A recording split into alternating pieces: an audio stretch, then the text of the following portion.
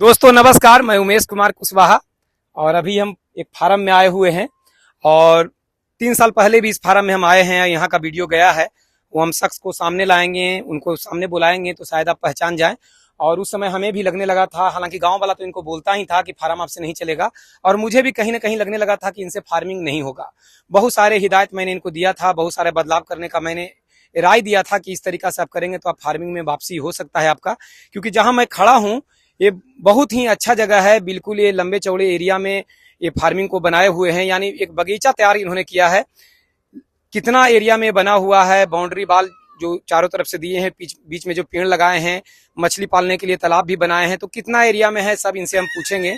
अगल बगल में चराई युक्त भूमि भी है, जहां ये चराकर भी बकरियों को रखते हैं। पहले नहीं चराते थे सामाजिक अवहेलना के कारण, अब वो बिल्कुल इस चीजों से बाहर निकल गए हैं, बेधड़क होकर चराते हैं।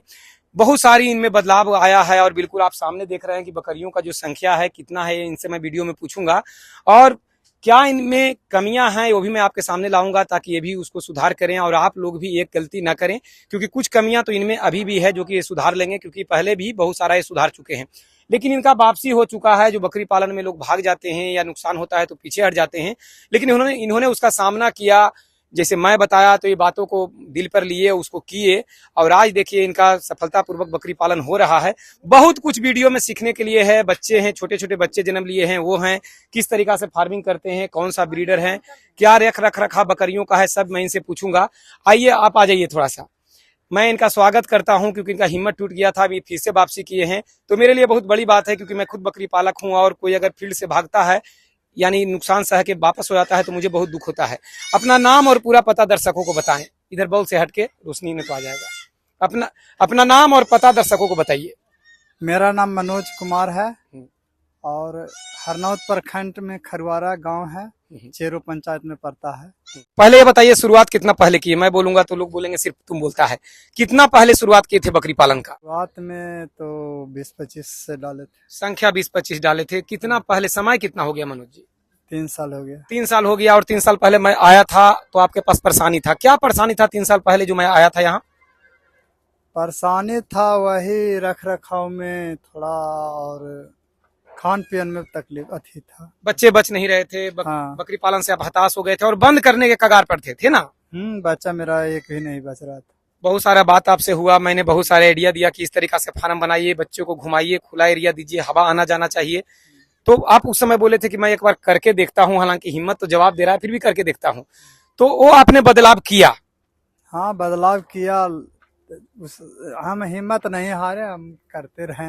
हाँ, तो फिर जो बदलाव आप किए इसमें क्या क्या अंतर देखे? पहले क्या दिक्कत आता था, वो बदलाव के बाद क्या दिक्कत आया? क्या पहले स्टॉल फीट पर रखते थे तो जितना ये मांगता था उतना हम दे पा नहीं रहे थे। जो इसका खुराक था उतना भरपूर हम दे नहीं पा रहे थे, दे भी रहे थे तो जितना मेरा चराई पर खुश है बकरियां, उतना स्टॉल फीट पर खुश नहीं रहती। बकरियां चरने के लिए ही बनी है और चराई पे ही बकरी पालन होता है, लेकिन चूंकि हम लोग मजबूर हैं और जगह का अभाव होता है तो हम लोग स्टॉल फीट पे रखते हैं, तो खर्च बढ़ जाता है और वो वहां भी सफलतापूर्वक हो रहा है। लेकिन सब किसान उतना खर्च नहीं अफोर्ड कर पाते, उतना खर्च नहीं उठा पाते, तो परेशान हो जाते हैं और उतना नहीं दाना वगैरह देने का के कारण या शारीरिक आवश्यकता नहीं पूरा करने के कारण धीरे धीरे बकरियां कमजोर होने लगती है, दूध नहीं देने लगती है और जो बच्चे जन्म लेते हैं वो मरते चले जाते हैं। उस समय लगभग कितने बच्चे का मौत हो गया था? मेरा तो करीब 2 जाड़ा में लगभग 50 बच्चा था। लगभग 50 बच्चे आपके 2 जाड़े के सीजन में मर गए। देखिए यहाँ मैं वीडियो बना रहा हूँ, इनसे बात कर रहा हूँ, तो ये बकरियां इसमें लटपटा रही है, तो इसके लिए भी क्या करना है ये आगे करेंगे। और इनसे मैं चर्चा किया हूँ, तो ये भी एक कमी है जिसको सुधारना होता है। तो मैं यहाँ देख रहा हूँ कि अभी भी एक कमी है, जो कमी मैं आते के साथ आपको बताया। क्या कमी आपको लगता है, जबकि आपको सब सही है, लेकिन कहीं ना कहीं कुछ तो सब में कमी तो मेरे में भी है, क्योंकि मैं आम इंसान हूं। तो उसी तरीका से अभी आप में एक कमी मुझे नजर आ रहा है, वो क्या है? वो इनब्रीडिंग वाला। क्योंकि जो ये नर रखे हैं, बारबारी का नर है जो पीछे आपको दिख रहा होगा, इसके बगल में जो बच्चा आपको देख रहे हैं उसी का बच्चा है जो इतना बड़ा युवा हो चुका, और ये भी नर है यानी ब्रीडर है। तो इसी से फिर से बकरियां क्रॉस हो जा रही है। इस तरीका का इनके पास कम से कम 10 बच्चे ऐसे हैं। ये तो बड़ा हो गया जो आप देख रहे हैं, और बर्बरी इनके पास पहले से था, और इस टाइप के इससे छोटे छोटे 10 ऐसे नर तैयार हो चुके हैं जो ब्रीड अब कर सकते हैं।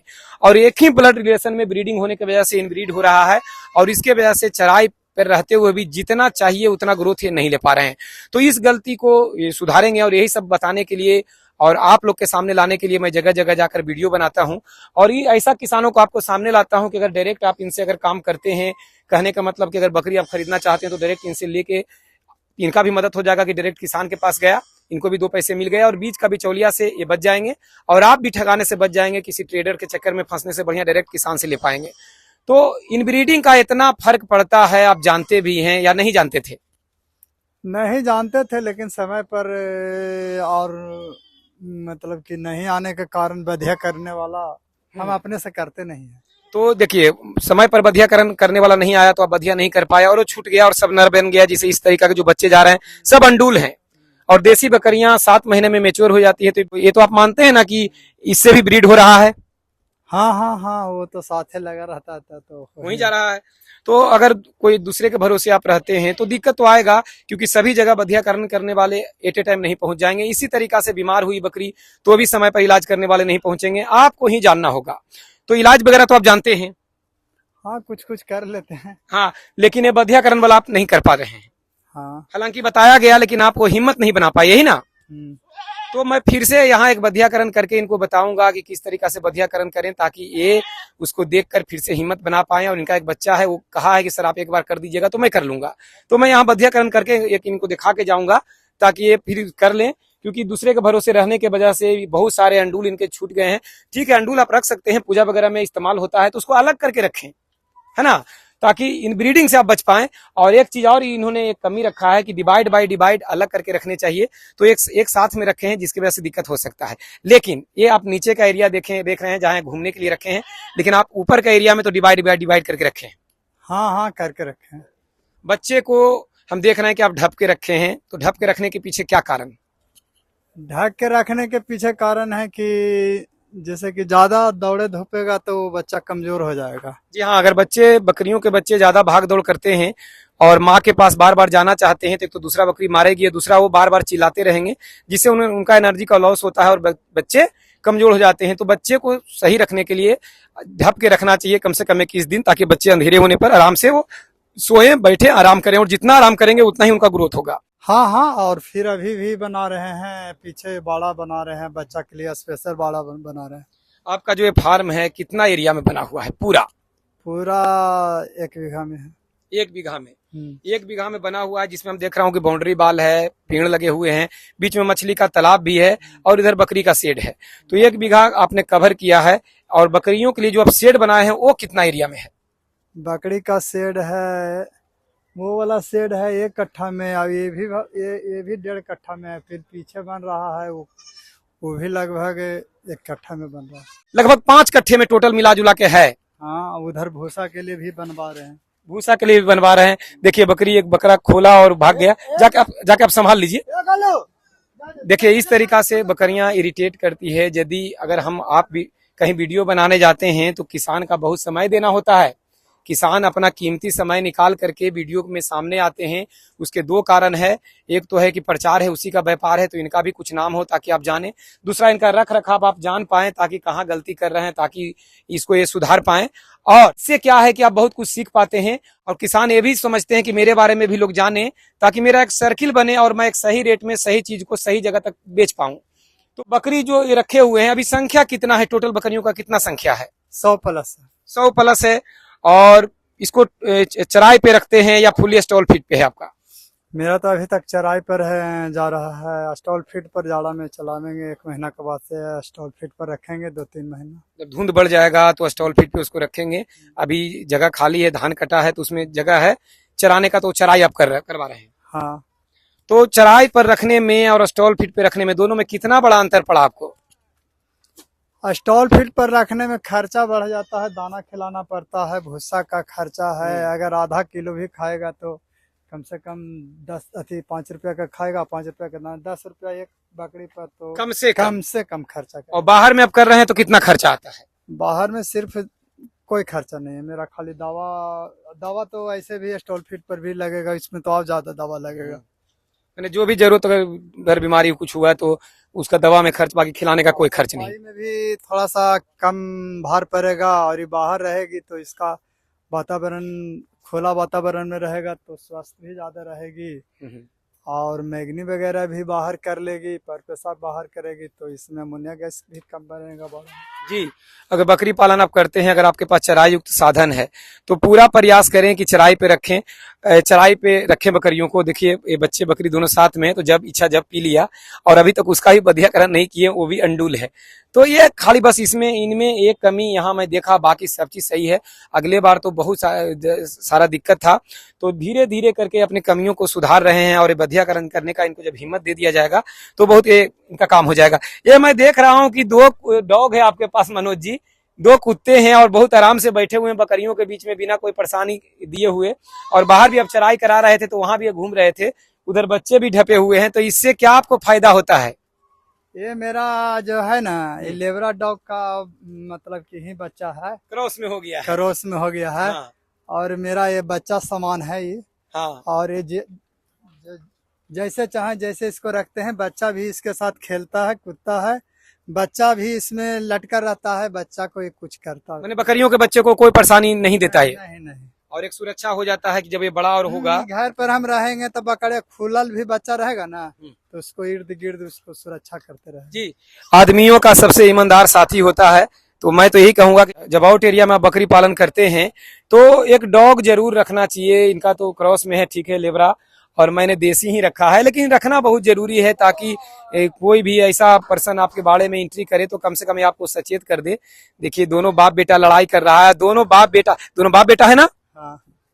देखिए दोनों बाप बेटा ही हैं, और इसी की वजह से इनब्रीडिंग का मामला आ रहा है, तो थोड़ा सा ये होता है, सुधार कराया जाएगा।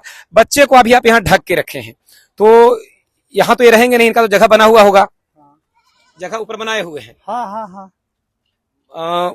तो ज्यादा आपको हम परेशान नहीं करेंगे। बस एक और चीज आप बता दीजिए कि जो बकरियों को आप रखते हैं स्टॉल फीड पे भी लंबा समय रखे, यानी 2 साल लगभग, उसके बाद आप इसको चराई पे रख रहे हैं, तो स्टॉल फीड पर तो आपका वैक्सीनेशन होते रहता था, तो ये चराई पे जब रख रहे हैं तो वैक्सीनेशन में ढीलापन किए हैं या फिर वैक्सीन लग रहा है?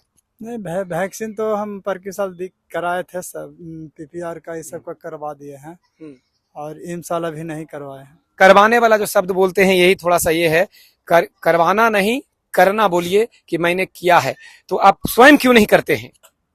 पीपीआर का वैक्सीन हम ही किए थे। हाँ। उसमें किए थे। कोई भी वैक्सीनेशन हो स्वयं करें, ताकि आपको किसी का रास्ता ना देखना पड़े, क्योंकि एट ए टाइम आदमी आ ही जाए आपका काम करने के लिए, ये संभव नहीं है। बोलने का सब आपका अपना है, समय पर आ जाए ये जरूरी नहीं है। जिस तरीका से इनका अपने खुद नहीं करने की वजह से बधियाकरण नहीं कर पाए, तो ये सब चीजें हैं। तो बधियाकरण और वैक्सीनेशन ये सब चीजें खुद होना चाहिए मनोज जी। हाँ हाँ हाँ, होना तो चाहिए। लेकिन हम सोचे ना कि मशीन वाला ले आवेंगे, और चीरे फारे में थोड़ा सा अथीनियन लगता है, इसी चलते नहीं करते। तो छोटे बच्चे हैं जो बिल्कुल अभी जिसको महीना 2 महीना के अंदर में करना है, तो उसमें तो मशीन से होगा नहीं, क्योंकि आप देसी पे करते हैं तो उसका अंडकोश ही विकसित उतना नहीं होगा कि आप मशीन से कर पाएंगे। हो पाएगा? नहीं हो पाएगा। या तो रबड़ बैंड या तो चीरा, 2 ही विकल्प होता है।